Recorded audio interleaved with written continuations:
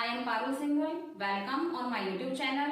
In the previous video, we have discussed the structure of plant cell and 5 different cell organelles. Now, in this video, we will discuss the rest cell organelles. So, we have discussed 5 cell organelles earlier.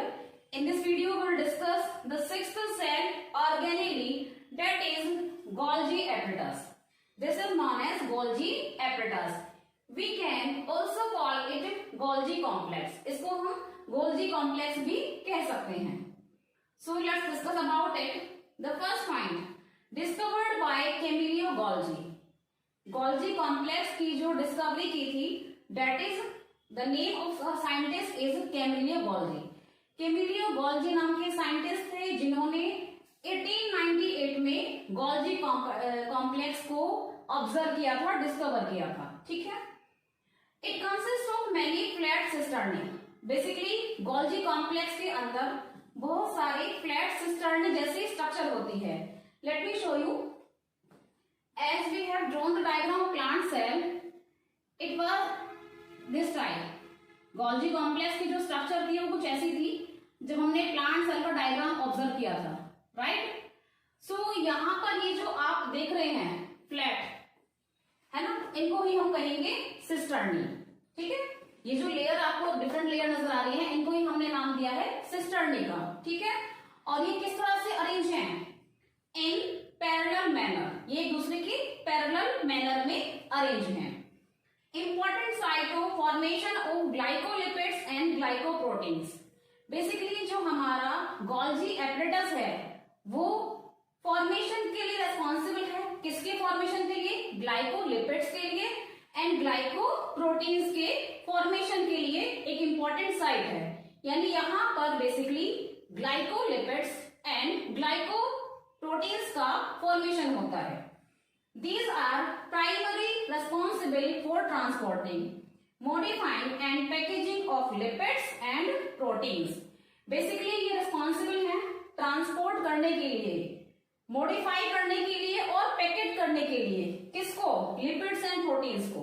ठीक है. ये lipid और protein को synthesis करेंगे, बनाएंगे, उनको transport करेंगे, उनकी पैकेजिंग करेंगे और उनको मॉडिफाई करेंगे. कहां पर? To the target destination. Target destination पर जहां पर भी रिक्वायरमेंट होगी ग्लाइकोप्रोटीन की, ग्लाइकोलिपिड की, वहां पर ये उसको ट्रांसपोर्ट करेंगे. ठीक है. Diameter is 0.5 to 1. 0.5 से लेकर 1 माइक्रोएम तक का डायमीटर होता है Golgi apparatus का. ठीक है. सो it is all about the Golgi apparatus or you can say Golgi complex. Now let's discuss the cell organelle number 7, that is plastids.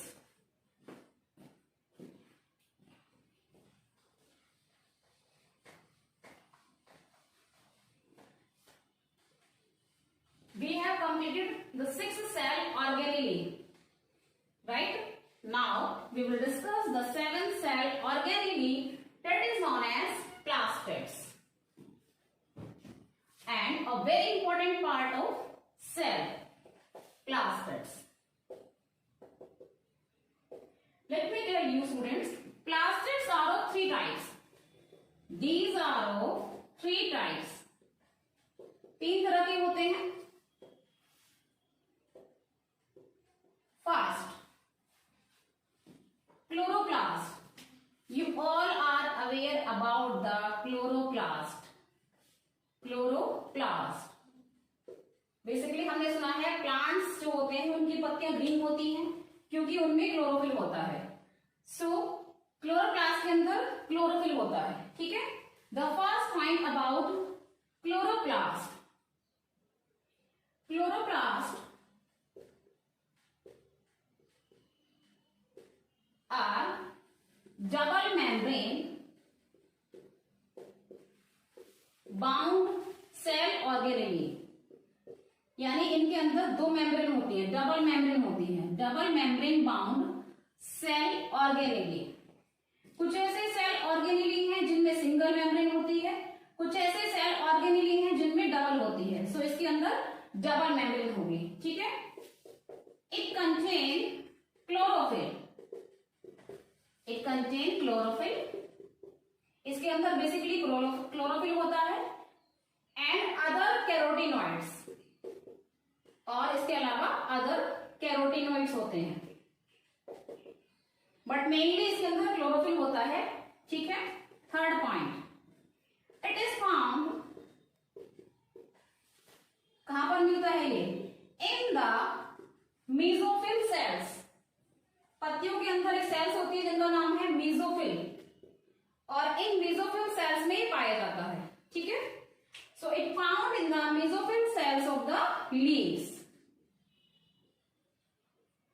Now the function of the chloroplast, chloroplast का function क्या है?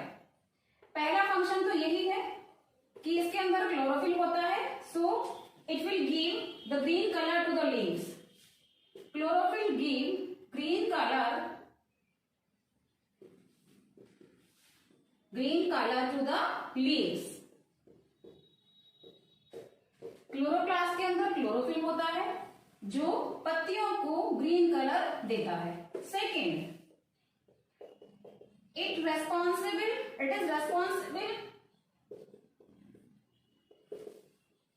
For trapping sun energy.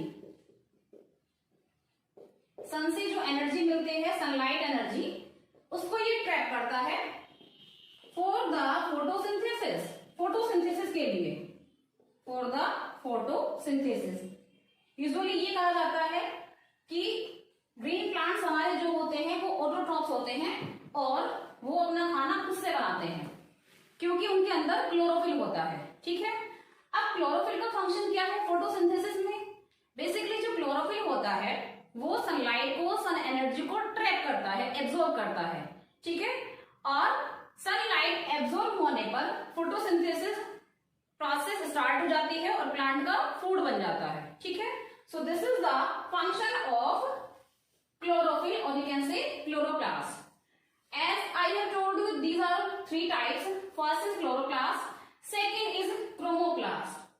So let's discuss the second type of plastid, that is chromoplast.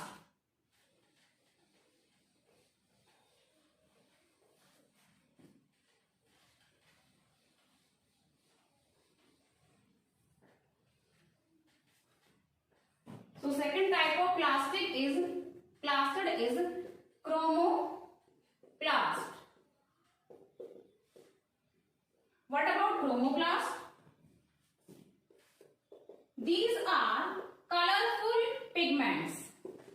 These are colorful pigments.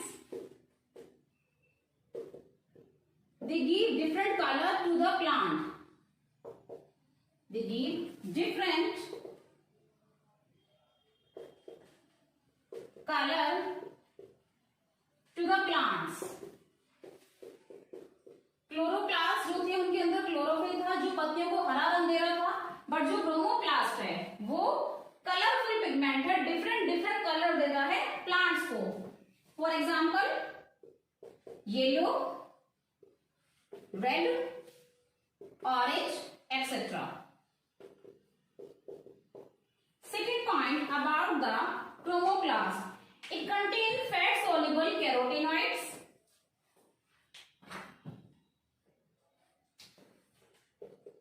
It contains fat-soluble carotenoids like xanthophyll. कौन कौन से हैं fat-soluble carotenoids? xanthophyll, carotene,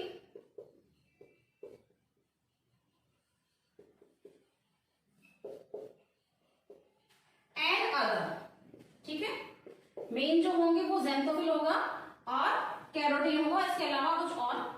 So it is all about chromoplast. Chromoplast basically different colors देगा plant को, red, yellow, orange, और इसके अंदर जो होता है वो फैट सॉल्युबल कैरोटीनॉइड्स होते हैं जैसे कि xanthophyll and carotene, etc.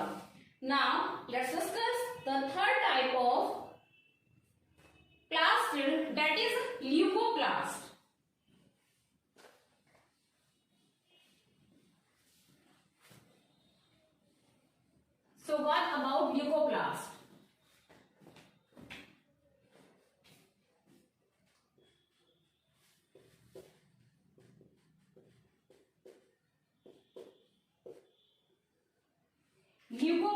Basically colourless होते हैं. These are colorless pigments. These are colorless pigments. They store nutrients. Leucoplast क्या करते हैं? न्यूट्रिएंट्स को स्टोर करते हैं. बेसिकली इनमें किसी भी तरह का कलर नहीं होता है, ठीक है. और दूसरा, ये क्या करते हैं? न्यूट्रिएंट्स को स्टोर करते हैं. Like amyloplast. Amyloplast store carbohydrate. जो अमाइलोप्लास्ट होता है वो कार्बोहाइड्रेट को स्टोर करता है.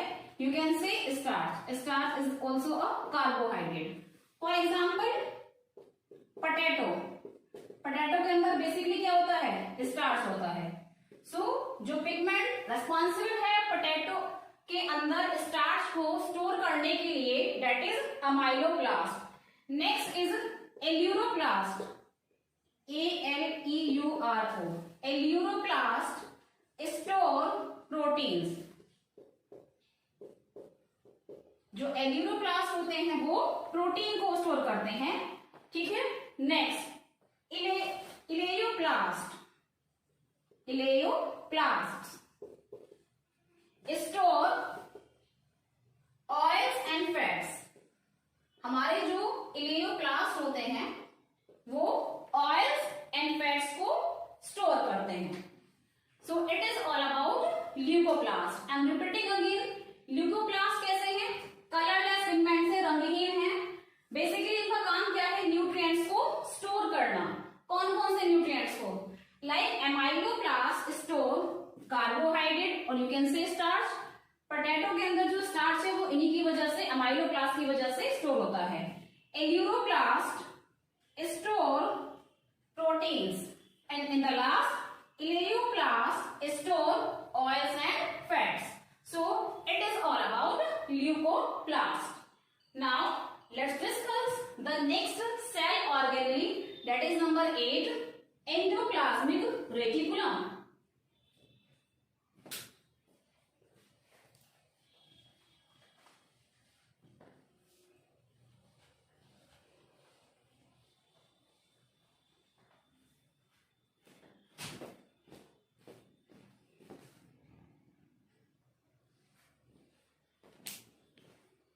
So number 8 is ER, endoplasmic reticulum.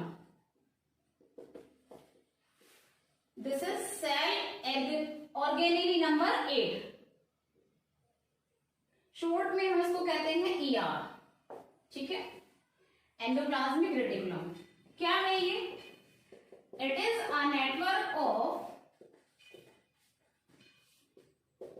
ये एक नेटवर्क है, जाल के जैसा स्ट्रक्चर है.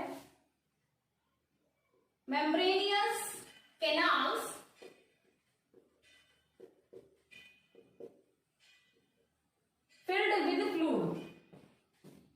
filled with fluid. फ्लूइड यानी liquid.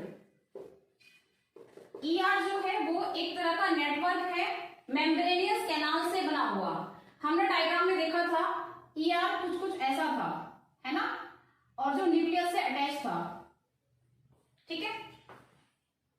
So it is a membranosus canal structure filled with fluid. Second, it is responsible for transporting materials. Basically responsible होता है for transporting materials. Endoplasmic reticulum का जो मेन फंक्शन है वो क्या है? Materials को ट्रांसपोर्ट करना. इसीलिए इसको हम ट्रांसपोर्टिंग सिस्टम भी कहते हैं. Transporting materials throughout the cell. Throughout the cell यानी पूरी सेल के अंदर डिफरेंट मटेरियल्स को ट्रांसपोर्ट करना. That's why it is also known as transport system. ठीक है, here I am mentioning it is known as transport system. Sometimes 1 marks में question करता है which cell organelle is known as transport system, so the answer will be endoplasmic reticulum. Next point, it is of 2 types. ये 2 तरह का होता है endoplasmic reticulum. It is of 2 types. First is rough endoplasmic reticulum, rough ER। इसको हम rough क्यों कहते हैं? बिकॉज इसकी सरफेस पर राइबोसोम्स होते हैं। मैंने आपको मॉर्निंग बताया था जब हमने प्लांट सेल के स्ट्रक्चर को डिस्कस किया था, डायग्राम देखा था, तो डायग्राम में हमने 2 तरह के एंडोप्लाज्मिक रेटिकुलम देखे थे। एक वो जो बिल्कुल प्लेन थे, स्मूथ थे, और दूसरे वो जिनकी सरफेस पर डॉट डॉट स्ट्रक्चर थी, राइबोसोम्स, और उनको हम कह रहे थे rough endoplasmic reticulum. So rough ER bearing ribosomes, यानी जिनकी सरफेस पर राइबोसोम्स होते हैं। So bearing ribosomes on the surface, और इनका फंक्शन क्या है? Involve in protein synthesis, involve in protein synthesis and secreting, ठीक है। बेसिकली ये इन्वॉल्व है प्रोटीन सिंथेसिस में और सिक्रेटिन के सिंथेसिस में। Second type of endoplasmic reticulum is smooth endoplasmic reticulum, smooth ER। Smooth क्यों है? क्योंकि इनकी सरफेस पर राइबोसोम्स नहीं है, ठीक है। So absence of ribosomes on the surface, absence of ribosomes on the surface, involved in the synthesis of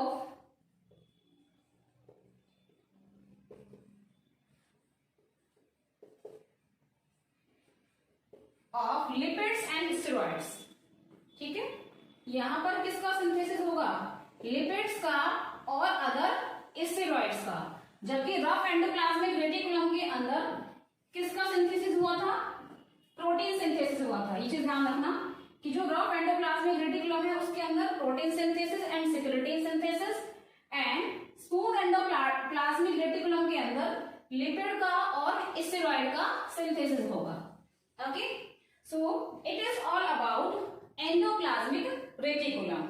now let's discuss cell organelle number 9, vacuoles.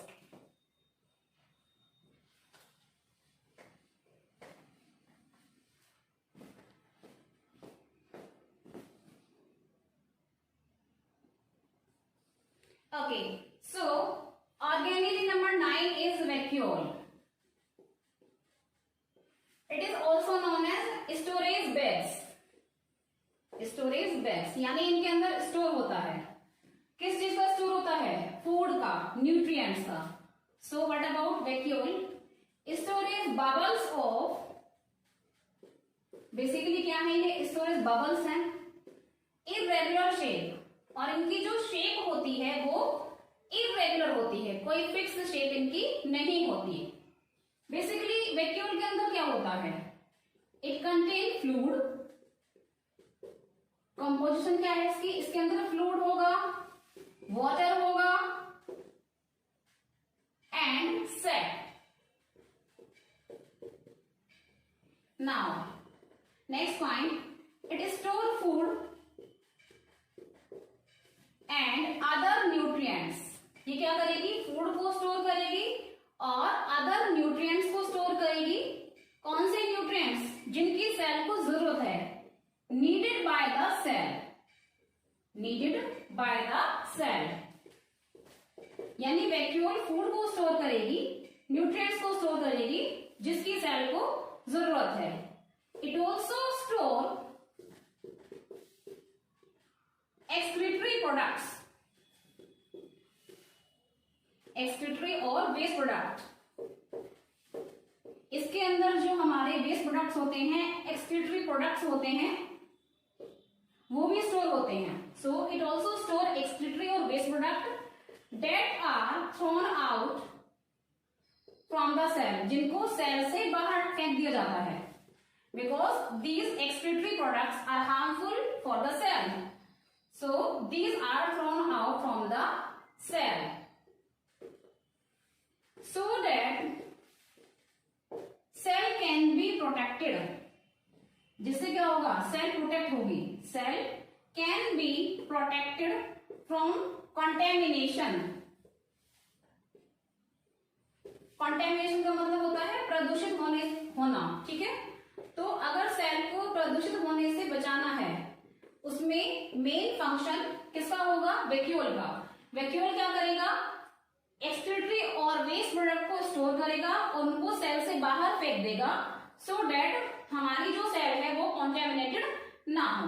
ठीक है, next point, it is a single membrane bound organelle.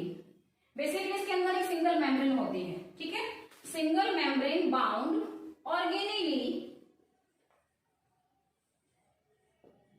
This membrane is known as tonoplast. और इसकी जो membrane है जिससे ये covered है, इसको हम कहते हैं टोनोप्लास्ट. इसका नाम याद रखना, it is very important. Exam में पूछते हैं 1 मार्क में, the membrane of the vacuole. So this membrane is known as tonoplast. Red colour से हाईलाइट किया है मैंने इसको. ठीक है, so it is all about the vacuole.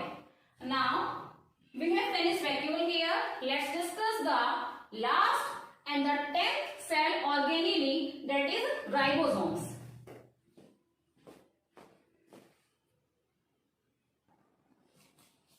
Okay, let's discuss cell organelle number 10, that is ribosomes. This is the last part of the cell, ribosomes. क्या होते हैं ribosomes? These are first observed by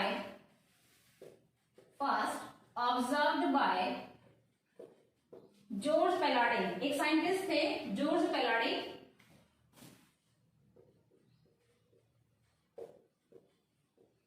in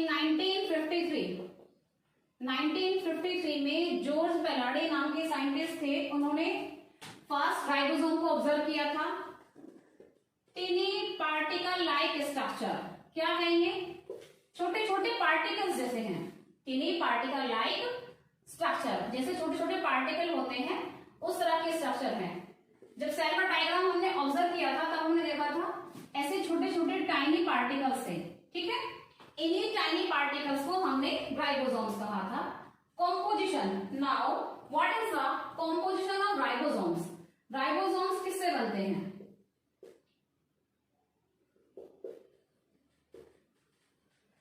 It is 2/3 RNA and 1/3 protein.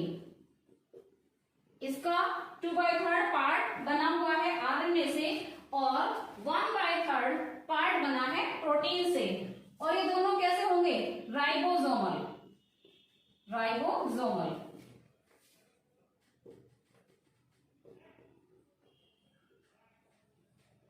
These are attached with the endoplasmic reticulum. जैसे कि हमने ER में discuss किया. जब हमने ER डिस्कस किया था तो हमने डिस्कस किया था कि जो राइबोसोम्स होते हैं वो एंडोप्लाज्मिक रेटिकुलम की सरफेस पर अटैच रहते हैं. So these are attached with ER और फ्रीली ट्रेस्ड, या फिर ये फ्री रहते हैं, फ्रीली ट्रेस्ड साइटोप्लाज्म के अंदर. सो फ्रीली ट्रेस्ड इन साइटोप्लाज्म. या तो अटैच होंगे एंडोप्लाज्मिक रेटिकुलम से या फिर वो फ्री रहेंगे साइटोप्लाज्म के अंदर. Next, two types of ribosomes. दो तरह के होते हैं राइबोसोम्स. मैंने आपको बताया था 70S and 80S. Two types of ribosomes. First is 80S ribosomes. अच्छा, ये जो दो तरह के राइबोसोम्स हैं ये डिपेंड कर रहे हैं साइज एंड डेंसिटी को. ठीक है, ये किसको रिप्रेजेंट कर रहे हैं? साइज और डेंसिटी को.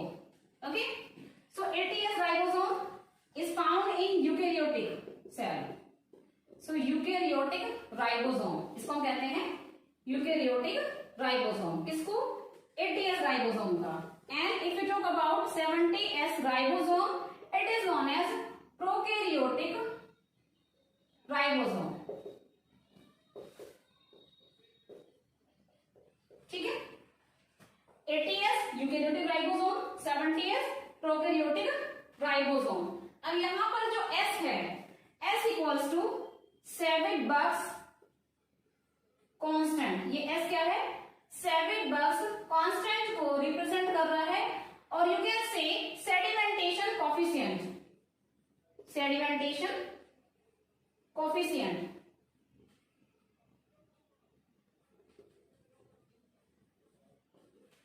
ये जो हम S लगा रहे हैं राइबोसोम्स में 80S, 70S, ये साइज और डेंसिटी को रिप्रेजेंट कर रहा है। S का मतलब यहां पर है सेविट-बक्स कांस्टेंट और sedimentation coefficient. Next point in ribosome,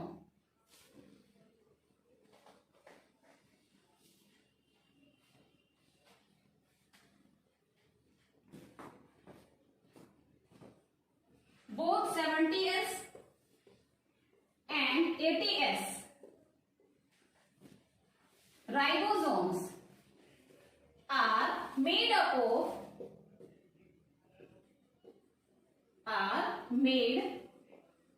of two subunits। ये जो हमारे 70S राइबोसोम्स हैं और 80S राइबोसोम्स हैं, ये दोनों दो सब यूनिट से बनते हैं। ठीक है, next and last point and the main point, function of the ribosomes. Yes, and as you all know, I think all of you are aware about the function of the ribosomes. It involve in protein synthesis, यानी protein synthesis main काम है ribosomes का। So it involve in protein synthesis. This is the main function of the ribosomes. So students, here we have finished ribosomes and also all the cell organelle which are present in the plant cell. I hope you all of you have understood all the cell organelle of the plant cell very well and the structure of the plant cell. So your homework is to practice the diagram of the plant cell and revise all the cell organelles. Now in next video we will discuss another interesting and important topic. Till then, bye students, have a nice day, keep watching video, and if you like the video then please subscribe my channel and also like the videos.